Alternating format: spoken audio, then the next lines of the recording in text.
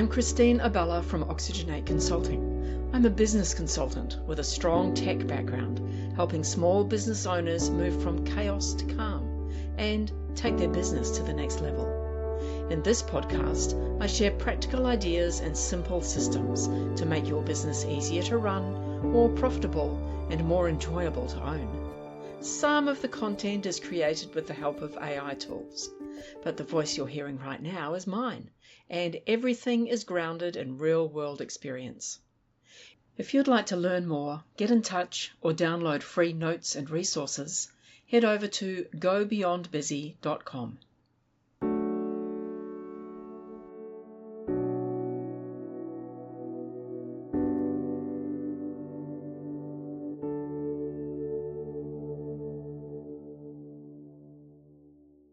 Running a business doing between 1 and 10 million in turnover, it can feel like you're constantly putting out fires while trying to build something sustainable. Right, absolutely. That pressure to grow, it's always there. But you need strategies that actually drive efficient progress, not just more frantic activity.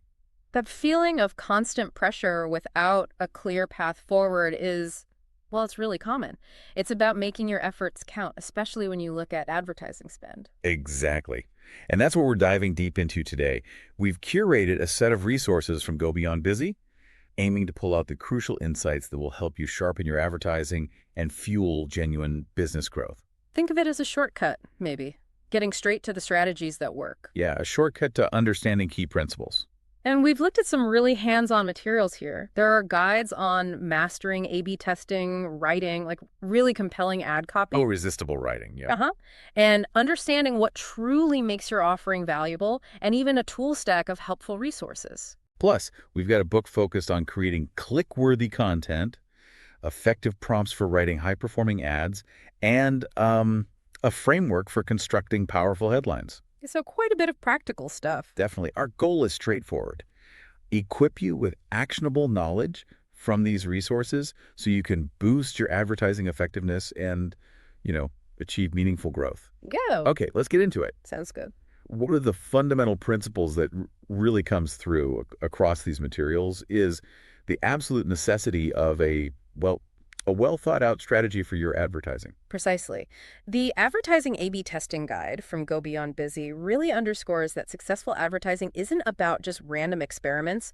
It's about implementing a systematic approach. Systematic, okay. Yeah. The evidence shows that businesses that adopt structured A/B testing see, significantly better results, better conversion rates compared to those who are just sort of ad hoc about it. So stop guessing, start testing. That's the idea. Pretty much. A/B testing isn't just good practice, it's the data-driven backbone of effective advertising. It's like having a blueprint instead of just building on a whim. Exactly. And the guide emphasizes moving beyond just casual testing to systematic optimization to get those tangible improvements we're all looking for. And here's where it gets really practical. They even recommend developing a testing dashboard template. Right. What's valuable about this is the clarity it brings. This kind of template helps you monitor your KPIs, your key performance indicators. See the trends. See the trends over time, yeah, and even benchmark your results against industry standards. It gives you a clear, data-informed view of where you are and where you want to go. It sounds like a really practical step for any business looking to refine its advertising. Definitely. It's something you could probably start putting together pretty quickly. Absolutely.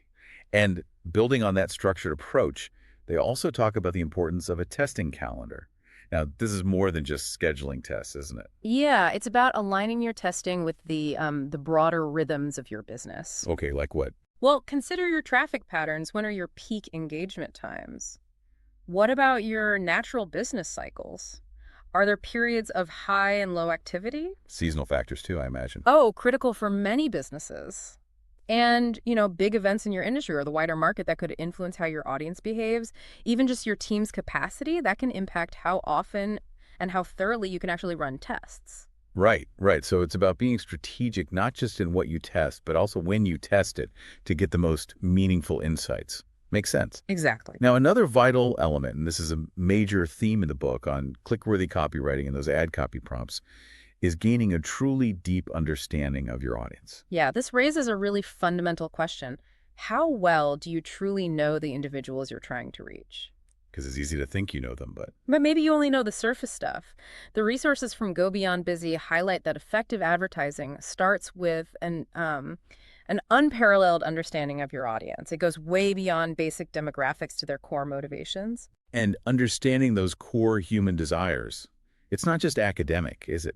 It's key to crafting messages that actually resonate. Right, messages that bypass all the surface level noise. And the book dives into the psychology behind why people make purchasing decisions, which honestly offers some really powerful insights. It does. It explains that while we might think our choices are driven by logic and features, the emotional component is huge. Often it's leading the way.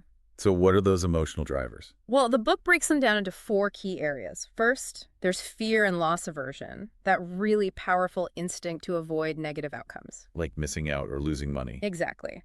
Then there's achievement and growth, the aspiration to improve, to progress. Third is identity and belonging, how we see ourselves and our desire for connection. And the last one? Security and control, that basic need for stability and agency in our life. Right. And it gives some really tangible examples. Yeah. Like if you're marketing data back up to small businesses, you could tap into that fear and loss aversion. Yeah, by emphasizing the potential devastation of losing critical data. Or say you offer a time-saving productivity tool. You'd appeal to achievement and growth, help them get more done. Exactly. And the resources stress going beyond these general categories to develop detailed buyer personas. Ah, personas. We hear about these a lot. We do, but these should be rich, like semi-fictional representations of your ideal customers, not just demographics, but those crucial psychographics, their values, lifestyle, aspirations. Their goals, their challenges. Their behavioral patterns, objectives, challenges, even how they typically make decisions. Yeah. It's definitely worth, revisiting and refining your current personas with this level of detail in mind. Absolutely. And to really get inside your audience's head, the ad copy prompts suggest leveraging customer reviews and feedback. Oh, this is invaluable. Your existing customers are essentially telling you in their own words what their emotional triggers and pain points are. So you just need to listen carefully. Listen carefully, analyze their feedback, and you can pull out incredibly insightful information to bake right into your ad copy. Okay, so we've got the strategic framework. We understand the audience deeply.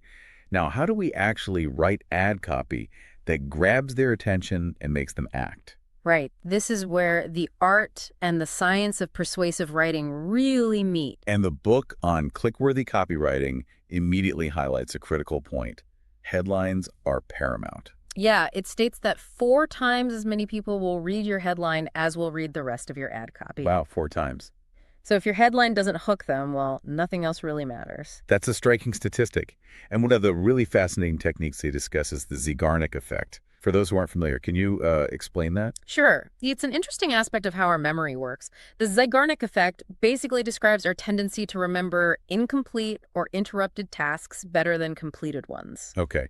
So how does that apply to headlines? Well, in headline writing, it means creating a sense of intrigue by, hinting at valuable information without fully revealing it. It creates this mental itch, this curiosity that the reader feels compelled to scratch by clicking. That makes perfect sense. Can you give us a quick example, maybe contrast a standard one with a Zeigarnik one? Okay, sure. Imagine a standard headline like, "Learn 3 ways to improve your social media engagement." It's okay, but a bit dry. Right. Now compare that to something like, "The social media engagement trick we use to gain 500 followers in a week. You won't believe. #2. Okay. The second one immediately makes me want to know the trick, especially number 2. Exactly. It creates curiosity about the unexpected trick, the specific number. It's much more likely to get clicked. Definitely. And when we're crafting these attention-grabbing headlines, the Headline Construction Framework Guide gives some really practical guidance on optimizing the length for different platforms. This is crucial. A headline that works for a short Google search ad probably won't be as effective on, say, Instagram or in an email subject line. Different contexts, different needs. Right. The guide suggests aiming for around 4 to 6 words for search ads to get maximum impact. For social media like Facebook or LinkedIn, they recommend a slightly longer range, maybe 5 to 9 words, for a bit more context. And email subject lines, they're so important. Super important. For those, 6 to 8 words seems to be the sweet spot for maximizing open rates. according to the guide. And it's not just about how many words, is it? The guide also talks about the persuasive power of using numbers. Absolutely. Numbers, especially odd numbers and specific percentages, tend to grab attention and feel more credible somehow. Interesting about odd numbers. Yeah, and putting those numbers right at the beginning of your headline can also significantly boost engagement. That's where the reader's eye naturally goes first. Okay, good tip. And once you've captured their attention with that compelling headline, how do you structure the rest of the ad message? Yeah. The resources mention a couple of frameworks for this, right? Yes, a couple of really effective models. The AIDA framework, attention, interest, desire, action, is a classic for a reason. AIDA, yeah, I've heard of that. It gives you a clear step-by-step structure. First, grab attention with the headline. Then build interest by highlighting relevant benefits. Create desire by addressing their specific pain points. And finally, clearly state the action you want them to take, the call to action. That's a straightforward and logical flow. Yeah. And what about the PASTE formula that was mentioned too? Right. PASTE: problem, advantage, solution, testimonial, evidence. This one's particularly useful for clearly articulating your value proposition within the ad copy itself. How does that work? You start by identifying the specific problem your audience faces, then highlight the unique advantage of your solution. Clearly present your solution. Build trust with a testimonial from a happy customer. And finally, back up your claims with tangible evidence. Problem, advantage, solution, testimonial, evidence. Got it. And the guide on creating value-driven ad messages, the one about converting, it really stresses focusing on tangible benefits, right? Yes, exactly. Tangible benefits, how you directly solve your customers' problems, and what makes your offering distinctly different from the competition. So it's all about clearly communicating why someone should choose you over others. Yes, precisely. Quantify results whenever you can. Link customer pain points directly to your features and benefits, and really highlight those unique things that set you apart. Okay, so we're crafting these compelling ads using these frameworks. But how do we actually know what's working? What's resonating and driving results?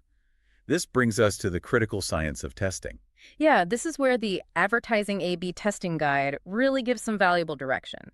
The fundamental principle, like the name says, is comparing two different versions of an ad where only one specific element is changed. Just one thing at a time. Right. That controlled comparison lets you isolate the impact of that single variation. And the guide outlines a clear, step-by-step process for doing these tests effectively. It does. It starts with forming a precise hypothesis, being really clear about what you're testing, what outcome you expect, which metrics you'll use, and the why behind the test. Okay, hypothesis first. Then comes the test setup.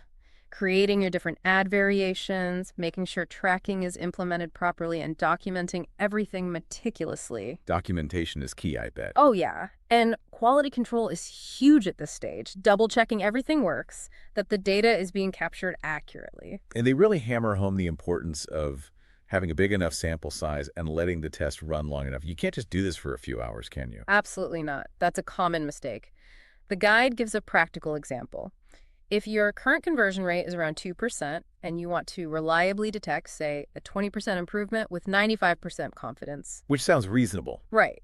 You'd typically need a sample size of about 25,000 impressions per variation and a minimum test duration of around 2 weeks. 2 weeks and 25,000 impressions per variation. Okay, that puts it in perspective. It does. It underscores the need for patience and enough data to be statistically significant.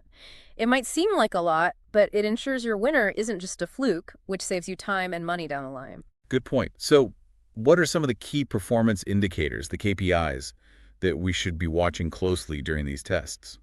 The key metrics highlighted include click-through rate, or CTR, how often people who see your ad actually click it. Okay, CTR. Conversion rate, the percentage of those clicks that result in the desired action, like a purchase or a sign-up. The actual goal completion. Exactly. Return on ad spend, ROAS, basically. How much revenue you're generating for every dollar you spend on ads.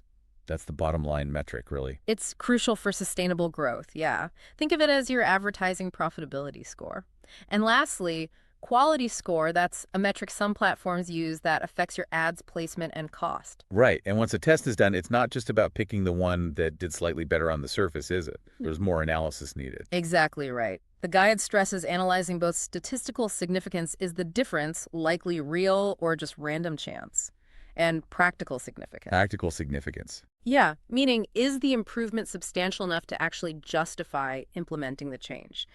A statistically significant but tiny improvement might not be worth the effort if the impact on your bottom line is negligible. Makes sense. You need both statistical proof and real-world impact. Precisely. This is all incredibly valuable. Now, the Advertising Copywriting Made Easy Toolstack mentions leveraging technology to help streamline these processes. Yes, and there are some excellent categories of tools out there. For the testing and analytics side, platforms like VWO or Google Optimize are great options for running those A/B tests or even more complex multivariate tests. Okay, VWO, Google Optimize. And for improving your writing and optimization efforts, tools like the Hemingway editor can help make your ad copy clear and concise. SEMrush Ad Builder can help generate and test multiple ad variations quickly. And there was one about emotions. Ah, yes, the Emotional Marketing Value Analyzer. It's a fascinating tool for assessing the emotional impact of your headlines and copy. Definitely worth exploring some of these to make your workflows more efficient. Good suggestions. And the overarching message, it seems, tying all these resources together, is that success with advertising isn't a one-time fix. It's an ongoing process. Continuous improvement and refinement. Exactly. Yeah. The book on click-worthy copywriting emphasizes that sustained success needs consistent measurement, ongoing learning, and constantly refining your strategies. And the A/B testing guide echoes that, highlighting the importance of building a knowledge base of your test results and learnings so you don't repeat mistakes and you build on successes. So you can apply those insights effectively to future campaigns. Right. Now, all these incredibly practical resources we've been digging into today come from Go Beyond Busy. And for you, the small business owner listening, especially if your turnover is in that $1 to $10 million range, there's even more direct, hands-on advice available. Yeah, from Abela on the Go Beyond Busy podcast. Right. And with her strong business network and, importantly, her non-technical style, she shares smart, really accessible ways to help your business grow and simplify its operations. What's particularly valuable about Christine, I think, is her strong background in tech, combined with her ability to explain complex stuff in a really clear, straightforward way. She gets the tech, but doesn't drown you in jargon. Exactly. She has an impressive business network, too, and shares genuinely insightful, practical strategies that businesses like yours can actually implement.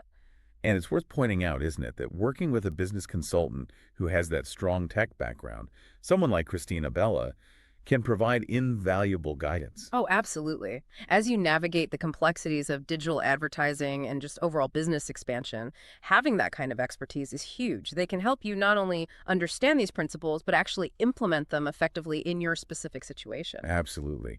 And if you feel like you need more personalized support in putting these strategies into action, maybe taking your business to the next level, the team at Go Beyond Busy, including Christine, are there to help. It's about having an expert in your corner who really understands both the tech side and the real-world challenges of running and growing a business today. So to quickly summarize some key takeaways from our deep dive. Okay. Effective advertising for growth needs that strategic foundation we talked about. A deep, nuanced understanding of your audience. Can't skip that. Compelling ad copy that uses proven psychological principles. And a serious commitment to systematic testing and data analysis. Right. Plus, that ongoing focus on continuous improvement and learning. It's really about making informed, data-driven decisions instead of relying on guesswork or just, working harder and harder. And remember, the key is to take action. Don't just listen to this and move on. Good point. What's one small step someone could take? Maybe start by just revisiting your most recent ad campaign with these principles fresh in your mind, or brainstorm a few new headline variations using, say, the Zeigarnik effect or the power of numbers. Or even just pick one or two key metrics like CTR or conversion rate that you're going to start tracking more diligently from now on. Small steps build momentum. Definitely. And to explore these topics in greater depth, be sure to visit gobeyondbusy.com. Yeah, lots of good stuff there. You'll find detailed show notes from this deep dive, info about the Go Beyond Busy podcast, hosted by Abela, and you can even access valuable free downloads. They offer some excellent playbooks and checklists that build on what we've discussed. Really practical resources, plus it's the best place to connect with their team and see how experts like Christine could offer more personalized guidance for your business. It's just a fantastic resource overall for small business owners looking for that practical, tech-savvy advice to hit their growth goals. Couldn't agree more. So here's a final thought for you to consider as we wrap up. Now that you have these insights, what's the one fundamental assumption you've been making about your advertising that you're now ready to question? Ooh, good question. Keep experimenting, keep measuring, and keep refining your approach to unlock your business's full potential.